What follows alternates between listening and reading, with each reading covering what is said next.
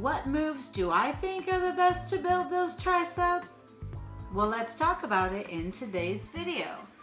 Today is video number 8 in my new series, the Bro Split Routine. But before we get started, let's look at today's scripture, which is Psalm 44:5. Through thee will we push down our enemies. Through thy name will we tread them under that rise up against us. So when I think of our triceps, that is typically a push exercise. So when I wanted to find a scripture, I wanted to think of something that is going to help us push those enemies away. And it was hilarious because I thought of that thought. I'm like, I'm going to push that enemy away. And when I looked up the scriptures, behold, this one says we're going to push down our enemies. So I was in sync and I'm so excited. So let's get started and let's talk about the 3 moves that I'm going to use to build these little bitty triceps and get them bigger and stronger. And I guess you flex the tricep muscle that way, but there's so much, other stuff. You can't see it right now anyway. And we are going to go through 3 moves. I'm going to do my main move, which I consider my power move. And then we're going to do a stretch and we're going to do a peak. So let's get into these exercises right away. So the triceps are something that's going to help us kind of push things away. If you've got to push, you're using more of those triceps to kind of stabilize the back of that arm than you would with your biceps. You're not really engaging those when you push. So we want to think about those type of movements while we're working them. So the first one I'm going to do, and I'm really not sure what the real name is for it, but as long as I can remember, we always called them skull crushers. Woohoo! I don't know why, I've always loved these. So first thing you're going to do is lie on that bench. And I lay high on top of that bench because basically I put the top of that bench on the back of my neck so my head can go all the way back. And I just find that it's easier because you are going to hold those arms basically completely straight. You're going to get those weights in your arms. And what I have been taught, most people will hold their arms, straight. And I think your shoulder or your elbows can lock out, and it's bad on those elbow joints. So if you put your arms just a little bit further back, further behind you, and mind you, we're laying down for this one, but I always was told to think about getting my elbow in line with my nose. Most people kind of hold it where it's going to get down on your chin. So you want to hold it to where your elbow is even with your nose. And that's going to pull it a little far back. So when you're locked out, your arms aren't straight out. They're almost at like that, 45-degree angle that I love so much. But anyway, you're going to get those arms straight, have those elbows up just a little higher. And you're going to take those weights, go all the way down as far as you can. And I think that's why I like to have my head off that bench, because it's just going to allow you to go a little further. Otherwise, you're going to wind up hitting that bench with those weights. Now, you can do dumbbells, which is what I've done now, because, again, I'm starting out with 5. So, I don't think there is a curl bar with the, 10s. I think the lowest is 20. So you can use that easy curl bar. You don't want to hold it like you would the curls on the outside. You want to kind of go on that inside.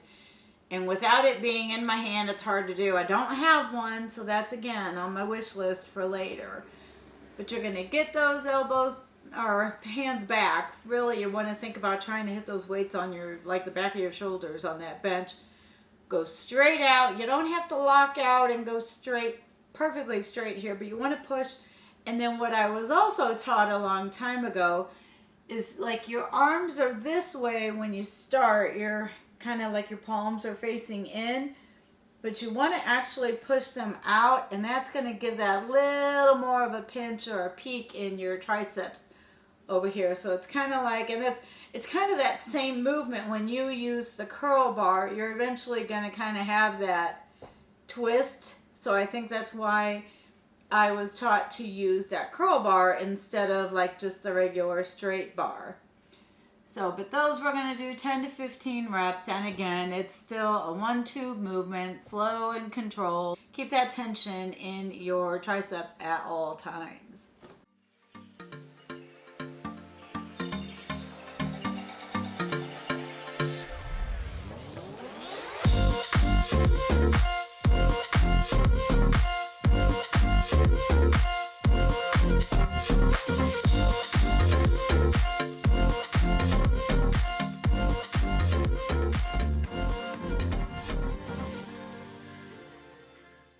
So once you crush your skull for 10 to 15 times, then the next move is the famous French press.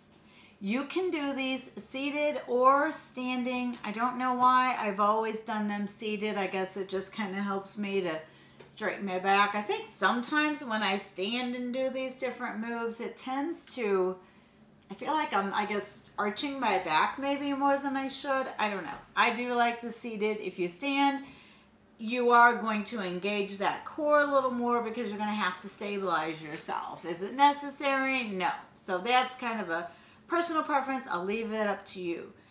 But typically for the French press, if I'm going to start with 5s on each hand for like those skull crushers, I can go to a 10-pound weight for these because you're going to use both hands and only hold one weight.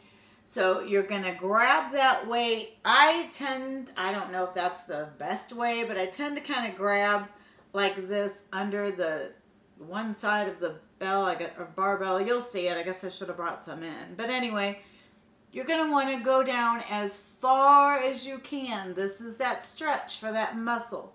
So you want to take it down as far as you can and go pretty much as high as you can as well. And again, it's a 1-2 count.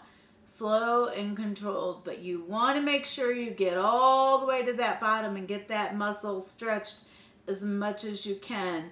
And then come back up and you'll do 3 sets of these, 10 to 15 reps. All of these moves, you'll go up in weight. So like maybe do a 10 and then a 15 and then a 20 for these.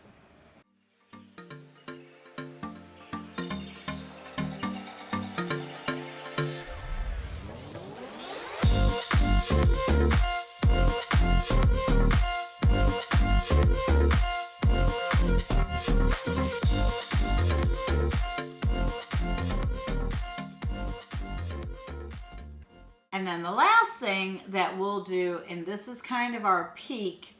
So for these, you want to kind of hold at the bottom of the movement. I'll show you. But for the tricep kickback, I always tend to lean forward. So I'm kind of leaning at that 45-degree angle. And I usually will try to put my arm back and keep it up as high as you can go. And again, you want to think about that elbow. It ain't moving. So you're going to take that weight, and it's usually just kind of a neutral hold on this. You can maybe twist it at the bottom, and again, like kind of go in with your thumb.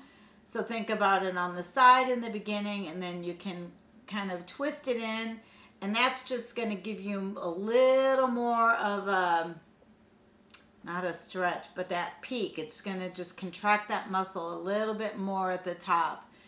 And then here, you do want to kind of hold it for a second. And I think I was kind of bad on these and just kind of whisk through it. Keep those elbows behind you as high as you can. You want to just hold it at the top for maybe 1 second longer and then come back down. And actually, I know a lot of people go all the way front and all the way back and get that full range of motion. And I have been taught really for these, and I don't do it like I should, you really only need to go like halfway. Because, you know, again, it's that peak exercise. So it's from halfway all the way out to that, you know, contraction at the bottom, so to speak, even though I feel like it's at the top over here. But it's just that halfway movement and go out. And I can guarantee your triceps will be dying after that. If they're not, Go up and wait and do another set. Go until you can't go no more. And again, you want to go to 1 to 2 reps of failure on each one, and I guarantee as you go and wait, it's going to be harder to pump out the 10 to 15 reps. Because again, if you can do 10 and 15 reps with perfect form, it's time to move those weights up.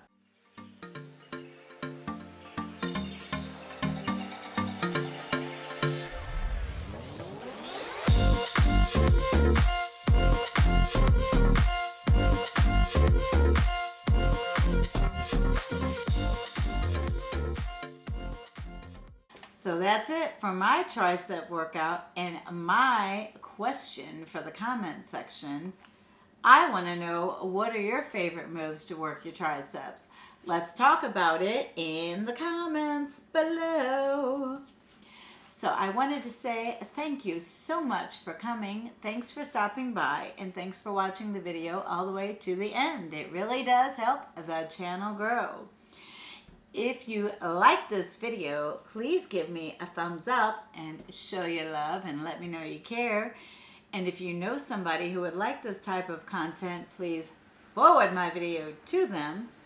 And if you have not already, please hit that subscribe button and then hit that notification bell so you will be notified every time a new video is uploaded. And speaking of new videos, my next video is going to be oblique focused workout. I'm gonna go and show you those famous side to sides.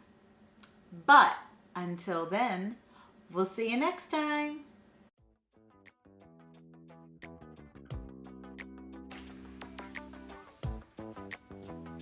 These things, yes. I digress once again. Drum roll, please. Can't do it. Anyway.